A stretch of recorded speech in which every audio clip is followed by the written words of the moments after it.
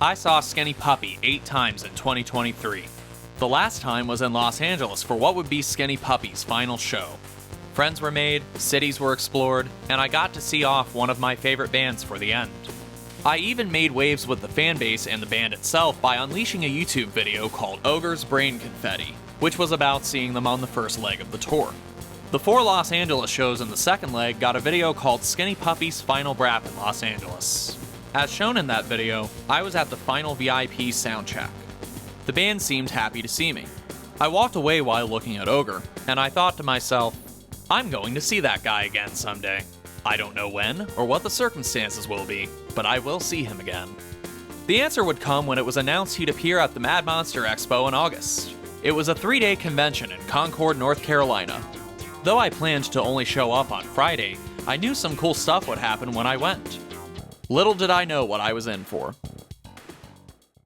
As I was getting ready, my friend Moth called. Moth was going to be at the hotel early, so if I were to show up early, we would hang out. Thanks to that phone call, I ended up leaving a lot earlier than I planned to. Our arrivals couldn't have been timed any better. The convention started at 6. We got to the hotel around 1 and caught up for a bit. There's Miss Moth. I like your shirt. Thank you, that's why I wore it. Hey, Got to a car accident. bring yourself over. Hello. A car accident, what the fuck? So basically, there was this truck on. Some time passed, and who did we see coming down the glass elevator other than Ohgr? We waved at each other from a distance. He walked up, hugged us, and we talked for a few minutes. He had recently started dating a friend of mine, which I told him I was over the moon about. I had already eaten on the way to the hotel, but Ohgr wanted food, so the 3 of us elected to go to a Cajun restaurant. Moth was still rattled from a car accident on the way to the hotel, so it was up to me to drive the 3 of us to Razoo's Cajun Cafe. Just the night before, my grandparents replaced 2 toilets in a trailer they owned and tasked me with disposing of the old toilets. I hadn't done this yet. I was going to do it on the way to the convention, but then Moth called wanting to hang out, and I said, fuck the landfill, I'll do it later. So there I was, driving all of us to lunch, including one of my biggest musical inspirations. The 3 of us sitting next to each other in an old truck with no working AC and 2 toilets in the back. I just had to laugh at the absurdity of it all. The 3 of us conversed for a while, and then our friend Carla showed up. She saw Skinny Puppy in Los Angeles among other places, and most importantly, she was backstage at the final show. Moth also saw Skinny Puppy in different cities, and also hung out with Ohgr backstage after a show. We were all from different states, we all knew each other, and we were all at the same table. At the convention, I would meet more people who traveled for Skinny Puppy. Once back to the hotel, Moth and I helped Ohgr set up his booth. I guess I'll just leave this out here like this. Well, gotta let it sit on something, Claim my fucking table space here. Right? God damn it. Hold on. Yeah. I needed command strips for Ohgr. Hey, how high, you guys? Sorry. One looks the best. A little higher. How high it is? A little higher? Does that look good? Like straighten it up. So hold on. Let me help. So you are higher than Ohgr. Take it a little further up. No, not you. Keep where you are now. You see that little black speck on the wall? Yeah. Up there? Right there. Right there. Take it and pin it right there.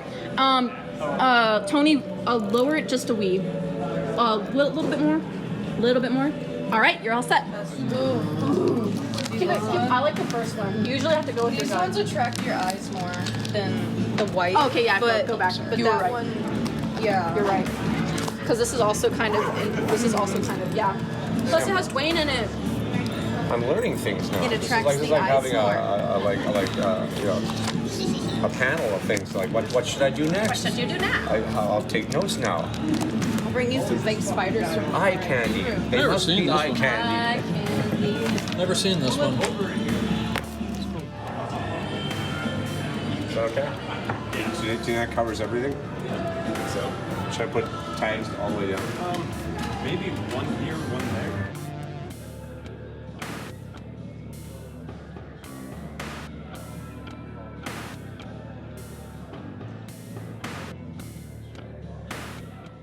Ohgr got showered with gifts.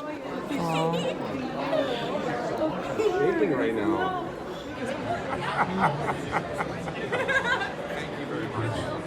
But it wasn't just us fans who were in the giving spirit. Ohgr showed Moth and I these Too Dark Park promo masks that he was going to sell that weekend. I had never seen them in person before, and Ohgr asked if I wanted them. Yes, please. Thank you. The floor behind the booth was mysteriously damp, so when he set some of his posters down, some of them got wet. He offered me a poster. There were many vendors and guests at Mad Monster: Anthony Starr, Lisa and Louise Burns, Jack Osborne, Tyler Main, Ed Neal, Victoria Price, Ken Forey, Jerry Lawler, James Marsters, and many others. Ohgr was the primary reason I was there, myself having not been to a convention in over a decade. However, I said hello to Jerry Lawler and we talked about Andy Kaufman. Specifically, I asked about the wrestling promo where Andy mocked him being from Tennessee by a swimming pool. Jerry said the lady from the video worked at Walmart. I thanked Jerry for the laughs. James Marsters' booth was next to Ohgr's. Being a big Buffy the Vampire Slayer fan, I showed him a picture of me in front of Buffy's house in Los Angeles. James said the neighborhood hated when they filmed there. He said he didn't film at the house a lot, but when he did, he made a point to be nice to the neighbors. I was used to seeing James as this British vampire on the show, so talking to him and hearing his American accent was when I had to remind myself, yes, I'm talking to Spike. Tons of Skinny Puppy fans approached Ohgr's table. There were also a lot of Repo the Genetic Opera fans who wanted their DVDs signed. Well, you got Really? Yep, I'm also missing tracks. There you go. You're not missing it anymore. Here, let me sign it for you? Sure. No. One of the reasons I love this man. Here we go. He just loves the news. Is tracks ever gonna get reprinted? I don't know. That'll depend on me and marketing our shit together. We were told that Friday would probably be the least busy day of the weekend. As the night went on, there would be a lot of time between fans approaching the table, and we'd all fill that time by just talking amongst ourselves. Anthony Starr had a lot of people lined up for pro photos. Ohgr that night had myself and another guy. We were all in and out of the photo room in just a couple minutes. I was told it'd take an hour before the photo was printed, so I waited in line to get a friend an autograph from the Shining Twins.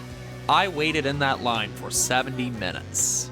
But Lisa and Louise were gracious. They talked about a cemetery they visited down the road. Having seen me in line for Lisa and Louise, Ohgr autographed the picture appropriately. Check out these handsome two gentlemen right here. Okay, we look pretty good, right? We like just dropped the like micro dot, right? The blotter. We just dropped the blotter. It doesn't taste good. Out of nowhere, he volunteered to sign the masks he gave me earlier. If I ever wanted to sell them, he said, they'd have more value. I said, man, I'm not selling these. It doesn't have to get There's Carla, my neighbor. The convention that day ended at 11. Good night, gentlemen. Miss Bob. We all went to the bar afterwards, and then sat outside by the fire.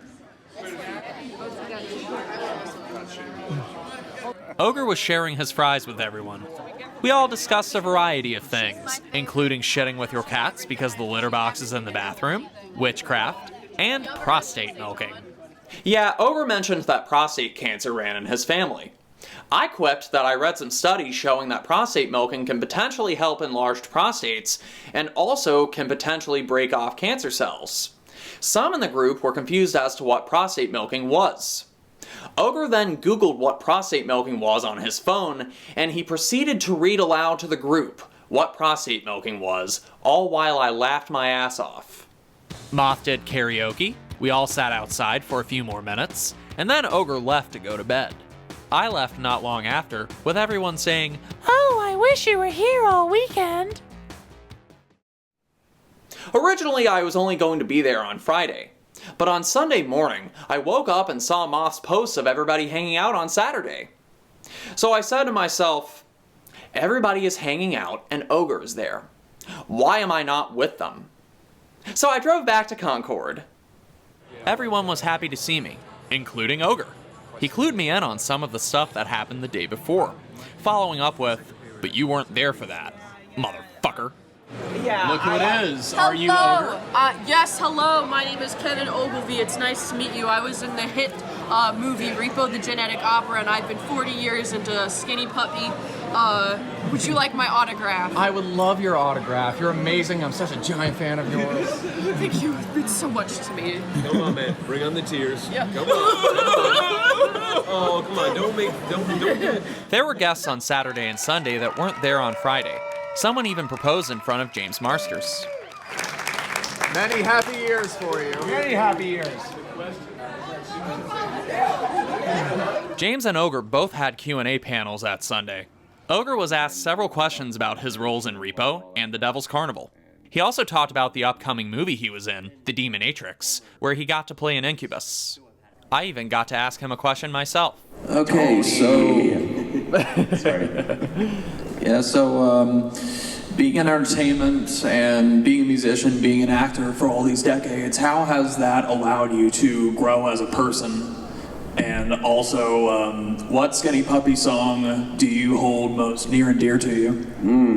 Well, Skinny Puppy song I hold most dear and dear would probably be Warlock is one of them, because it was one of the simplest recordings I've ever made, and had, I think, the most kind of profound effect on me for its simplicity and its meaning. I think in a lot of ways there's a lot of Ohgr stuff that I feel the same way about. Blue and Smothered Hope I still have a strong feeling for, because it was the first thing I ever did, and I think the idea for me within Smothered Hope is withered rope, you hang what's empty, can't remain, to put it simply.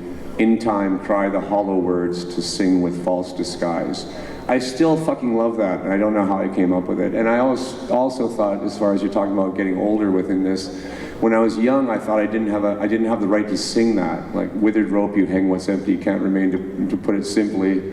In time, try the hollow words to sing with false disguise. I'm like, I'm too young to sing that. And so I feel like I've aged into it now, if that makes any sense. And I feel like that's another kind of Harry Potter thing, in the sense that there was a version of me in the future that was channeling those lyrics to me in a way and telling me that you're going to be okay, in the future. This is going to resonate more in the future than it does now, which it kind of has in a way to certain people. It's lived on. And it's also given me a great deal of hope that my career would continue on as it has, luckily, to now. As far as what this has given me, I can't tell you the fucking gift you've all given me as far as a personal journey. And I say this to all of you in the sense that I wouldn't be here without you. And I mean that from the bottom of my fucking heart, because I was a very shy person again, and the support that you all gave me at a time when I was struggling, and I put it all on the stage, it's what really got me through and got me to where I am today. And it's made me a better person, it's given me confidence, it's really changed the arc of my life. So thank you all very much. Thank you. This is the reason I came here. I saw that and I was like, oh, Me three. I flew across the country for it, but I worked with them a month ago in here. Yeah. Do you like my critters? Yes. Oh, I love them. She's like, you're gonna go. You should These draw are me my one. little notes. Huh? You should draw me one. I will draw you one. I'll wait till he has all this sticky note. I don't know where the sticky notes were, but I'll draw you a critter. Alrighty, I would love it. What I noticed was that none of the other guests had an entourage like Ohgr did that weekend. Sure, they had their handlers, agents, and maybe some old friends come say hello for a few minutes, but there was a crowd of us just chilling at Ohgr's table. We made sure to tell him, if you need us to go, we will, but I got the impression that he genuinely enjoyed the company. He even told his handler, Thach, if these people weren't here, I would have gone up to my room when it was over and just stayed there.